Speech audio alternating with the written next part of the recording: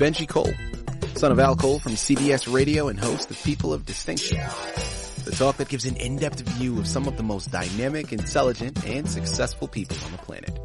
Run to our website, peopleofdistinction.org for more info, or you can always email me directly at benji@alcoleenterprises.com. And on the line with us today, we have William J. Borak. We're going to be discussing his amazing book, Stranger on the Shore. Now, it's available for purchase through Amazon as well as barnesandnoble.com. But people, if you want to gather everything that William has in store, well, do yourself a favor and head directly to his personal site. And that's williamjborak.com. There you'll find more information on him, more information on this fantastic novel, as well as find the hyperlink set up to take you to the purchasing pages. So one more time, that's williamjborak.com. And before we go any further, I do want to quickly take this opportunity and point out that William was brought to our network, People of Distinction, today by one of the best advertising firms in the business. And of course, I'm talking about CITI of Books. So listen, if you are a writer out there and you have a book that you need help moving, I'm going to give you some fantastic advice. Contact CITI of Books and see how their fantastic team can help you. Go to cityofbooks.com today and figure out all of the ways that they'll help take your creative project to the next level. And listen, it is a true pleasure and an absolute delight to have William here on the line.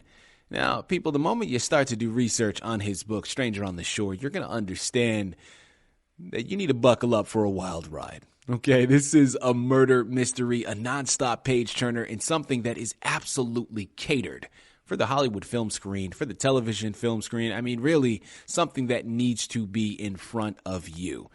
Now, we're going to start off with the literary creation because that's what we have in store today. And don't take my word for it. I mean, listen, first and foremost, just to have a book to pass the time on a rainy day, this has everything that you need. But don't take my word for it, okay? It has won the Literary Titan Award and the gold medal standard for May Book of the Month. The Literary Titan has classified this book as an absolute necessity, and you're going to know why. I mean, today we're just going to scratch the surface, and we're going to talk about some of the highlighting points. But by the time we finish here today, you're going to run to Amazon, Barnes & Noble, his personal website, and purchase your copies, because you're going to understand why this book is winning awards and why it needs to be on your shelf. I'm telling you, this is a journey and a roller coaster you're going to want to take. And William is the expert. He's written the book. He's done the research. He's going to be able to articulate everything much better than I ever could. So sit back, strap in, and get ready for that wonderful ride that I mentioned. William, first and foremost, welcome to People of Distinction, and thank you very much for being a guest. How are you doing today? I'm doing terrific, and thank you for those wonderful words. It's a privilege to be on your show. Absolutely. William, listen, the honor and the privilege is all ours. I think what you're doing here is special, man. I think there is enough happening right now in just life that a book of this magnitude is needed, right? Something to just escape to in a fun, safe way. I mean, listen, you're doing something special here, and it is truly a pleasure to have you on the network. Now, I know we have a lot of information to get to pertaining to the book itself, but before we cover those pages, let's talk about your background. William, tell us a little bit more about yourself, please. Well, I'm a lifelong New Jersey resident. I grew up in Jersey City, graduated Rutgers University. I met the love of my life there, my wife Helen of 51 years. And I recently, well, not recently, but I've been retired for a while now. Mm-hmm. I worked about 43 years. About half of that time I spent consulting for Fortune 100 companies like Bloomberg Financial, AT&T, their corporate office, Merck, Pfizer, J&J, even NBC over at 30 Rock, which is one of my more fascinating consulting assignments. Wow. And I started a consulting assignment in my early 60s with the state of New Jersey, and they came to me and they say, we really don't have anyone that kind of does things the way you do. Would you like a permanent job here? And I said, sure. But I said, do you realize I'm 62? And they said, no problem. So I worked there 4 years, and then I retired. So that's kind of in a nutshell. And I did mostly management and system consulting, really at the C-level, what they consider the executive level. So I've had a terrific work career. And during that time, I used to do a lot of writing, which kind of bleeds into our topic. I would write these position papers for the companies, and they were either centralizing operations or wanted to bring in a major new system. And they would often compliment me about not just what had been written and the recommendations, but the caliber of my writing. So I started on the side to write short stories. And I'd been doing that for a while for family and friends and just for my own personal enjoyment. And then I started a short story called Stranger on the Shore, right around the time of the pandemic. And needless to say, given the pandemic, that gave me time to really focus on that story. And I said, I'm going to do a little twist with this. And then the short story started to extend itself. And that's how I eventually came up with kind of the novella of Stranger on the Shore. There you have it. Well, William, without further ado, let's dive a little bit further into the narrative and what it entails. Talk to us about your novel, Stranger on the Shore. Well, it kind of opens with the male lead, Chris, who's a hedge fund partner out of Manhattan, and he's standing on the deck of his beautiful Jersey Shore home, but he's ruminating about the loss of his fiancé from about a year ago. And with that, while he's standing on his deck, this captivating beauty comes by. Her name is Arielle, and the two make plans to rendezvous at a party over Labor Day weekend. Unfortunately, Arielle fails to show up, and but Chris, while having more than a share of drinks, sees this beauty who happens to be a waitress by the name of Marisa Flores. She's a charming waitress at the party who captures his attention. And although he eventually reconnects in the coming days with Arielle, Chris finds himself irresistibly drawn to Marisa because of a striking resemblance to his fiancée that had passed away, Theresa.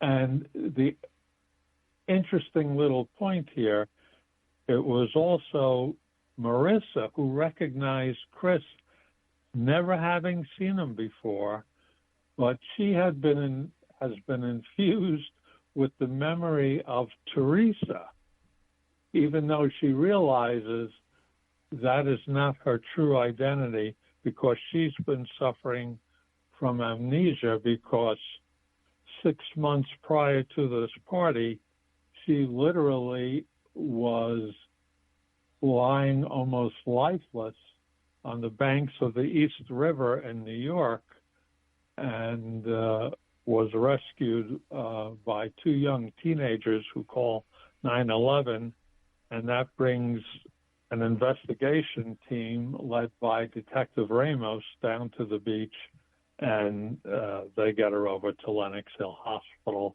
but she suffers from amnesia and is literally a Jane Doe.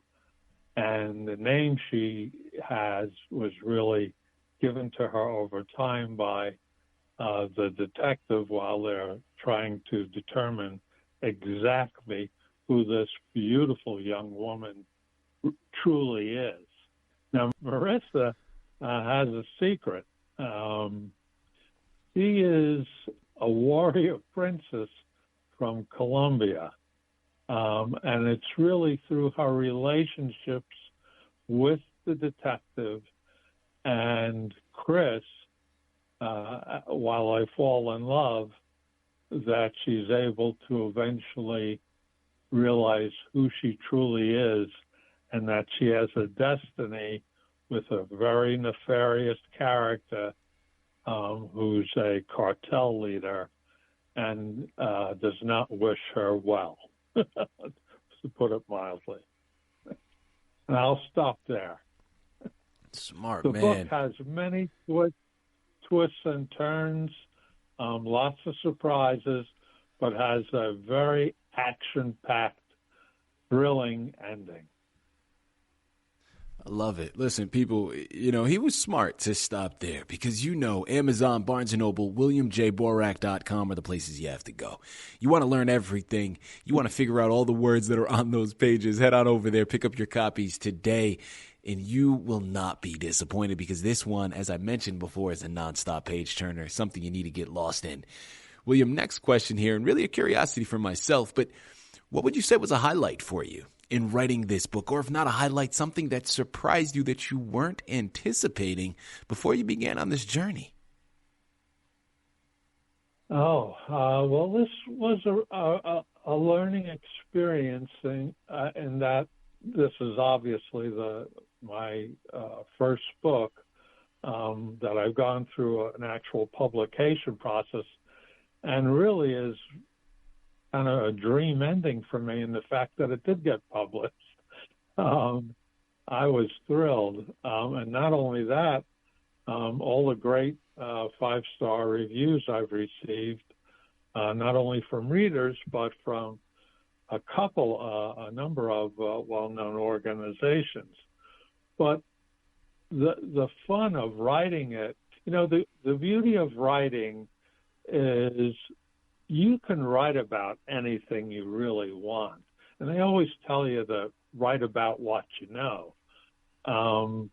But I wanted to kind of delve into the unknown a little bit. And even the title of the story, I was kind of inspired by an old actor bill who was a great hit going way back now, into the 60s, Stranger on the Shore. Had kind of a haunting melody. And I think at the time, it certainly was in the top 10. It may have gotten to number 1 briefly, but it was a beautiful song. And I said, wow, what a great title, Stranger on the Shore. And typically you think about some beauty like the girl from Ipanema walking along the shore. But I said, I wanted to do this different. Why not take a beautiful young woman, but let's put her on a garbage-strewn, rocky-filled shoreline of the East River in New York and have her almost lifeless. And let the story be about her and her whole transformation into this formidable and charismatic character. So those were some of the things and the challenges as you're writing and you move the storyline along, you say, well, you always want to have, and I learned this in college through a number of my writing professors, go way back when, you always want to have a good start, middle, and ending. I wanted to make sure that as I got deeper into it, that I would eventually have the capability to answer all of the unanswered questions that I was posing while I was writing the story. So that became the real challenge for me. William, two-part question here with this next one. First and foremost, who would you say is your intended reader with this book? And secondly, is there a main message or a theme that you'd like them to take away from it upon completing it? I would say it's really primarily for adult audiences because I have quite a bit of profanity in the story. No sex, but even though there is a love story, but quite a bit of profanity. So I would say anyone from, say, 25-ish or in early 20s to 110, that whole broad spectrum of audience. And in terms of a message, at the very highest level, I would say it's simply the fight of good versus evil. Yeah. At a more philosophical level, there's a challenge that's presented to the male lead in the story, Chris, before he really engages in a full-time relationship with Marisa, the heroine of the story. And that is, how do you want to live your life? You're on this planet, for a very short period. There's hundreds of thousands of years that the Earth has been in existence, and you're on the planet for a scintilla of that time, let's say. Mm-hmm. And you want to make a difference, or do you want to make a difference in the world and how you deal with other people, how you treat people? In essence, make your mark while you're on this planet for that short period of time. Absolutely. So that kind of is my other message. I love that. William, as we close out here, I love having this platform and being able to pay it forward to other artists out there listening in. Now, you are someone that has been through the writing process. You've written your narrative. You've gotten it published. We hope that there is many, many more on the horizon. But for any new writers out there listening in right now, William, what are some words of advice that you can offer them about their writing journey they're getting ready to take? Well, the professors always say, write about what you know the best. And that is really good advice because you can bring in a lot of great details of a particular subject matter that many people who are not familiar with that particular topic or subject would be totally unaware of. By the same token, it don't hurt to delve into a little fantasy or use your imagination if you're very comfortable with that. And it also entails a fair amount of research because you want to make sure what you're, putting out on those pages. It's like someone mentioned to me, you're painting a picture with words.